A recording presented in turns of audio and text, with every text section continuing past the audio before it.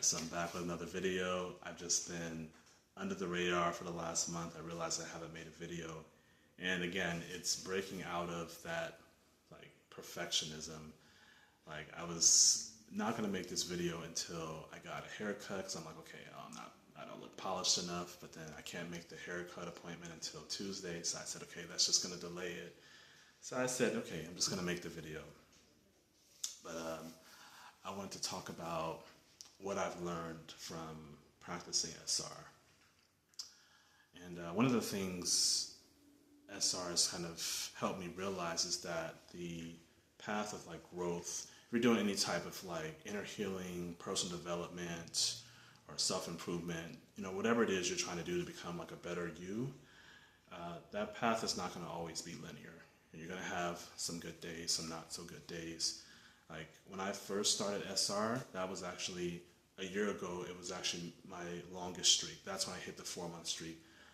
But then after that, it's been really up and down. Like if I were to make a graph, it would just be like just up and down. It's like nothing really consistent. But I'll have a month where I've retained for a month, but then a month after that, I'll relapse 5 or 6 times. So, this is not, this journey is actually helping me move away from perfectionism in an odd way. It's just different from the way that I used to see it as. I used to see it as just purely focused on streaks and not relapsing, and I used to shame myself for relapsing, but I moved away from just counting. Yeah, I still track, but I don't make it a focal point to try to get to 3 months or 6 months and things like that.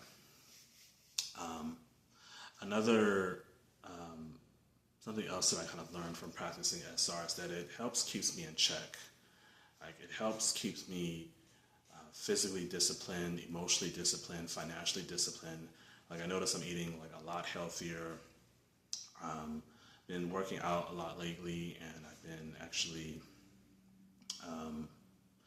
like focusing on like moving my body instead of just like laying in bed and scrolling and things like that. So it just helps me, keeps me disciplined in other areas of life. So and then also I think practicing SR, there's a certain level of awareness that I've gained over time to where it's hard to go back to living life the way I used to live with just, the hours of scrolling, pornography, and just lusting. Now that I know what I know, from this practice, it's just really hard for me to go back to that lifestyle of always being like drained.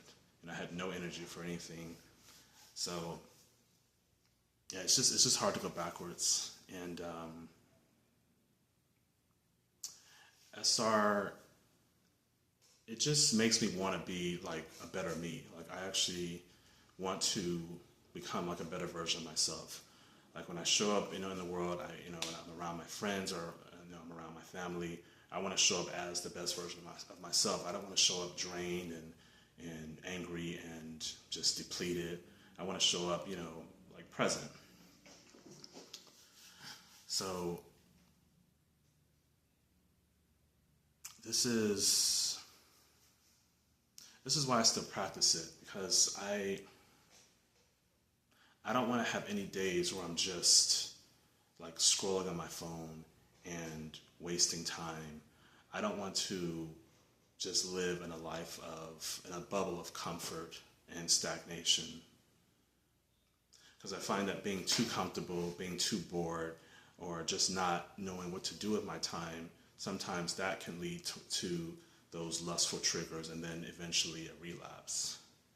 So I practice it to just move me away to shift me out of aimlessness and to live life more intentionally. So this is just way different from the way I used to see SR, which I thought it was purely a practice to get the longest streak as possible and to get the benefits and all those kind of things. Everything that people talk about when it comes to SR. But the longer I practice it, the less that I've been focused on those benefits. I mean, actually, when I first practiced SR, it wasn't really purely for the benefits. Like, I didn't really care for magnetism or aura, like I talked about in the last video. I did it because I wanted to like overcome lust. That's initially why I did it. But I see that this is a practice that just helps me, like, align me with the highest version of myself. And I think that's a much better way of going about it than to stay fixated on the number and shaming myself for it. I remember there's someone that asked me, how can you, basically he was having trouble retaining for 7 days, and I think he was giving himself a hard time about it. And I have a hard time too. Like, last month I relapsed 5 times. I mean, this month I've already relapsed 5 times. So I'm kind of over the phase of like beating myself over the head about not retaining for 30 days, you know? But he asked me, like, what am I doing wrong? Like, what do I need to do to retain for longer? And it was hard for me to answer that question. I couldn't give him an answer because that would require me, like, knowing, you know, his emotional states, what he went through, you know, his struggles. It required me like a whole analysis. And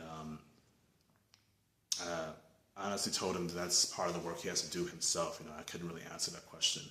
But I just encouraged him to just not give himself a hard time just because he's not able to, just because he's having a hard time getting past 7 days or 14 days.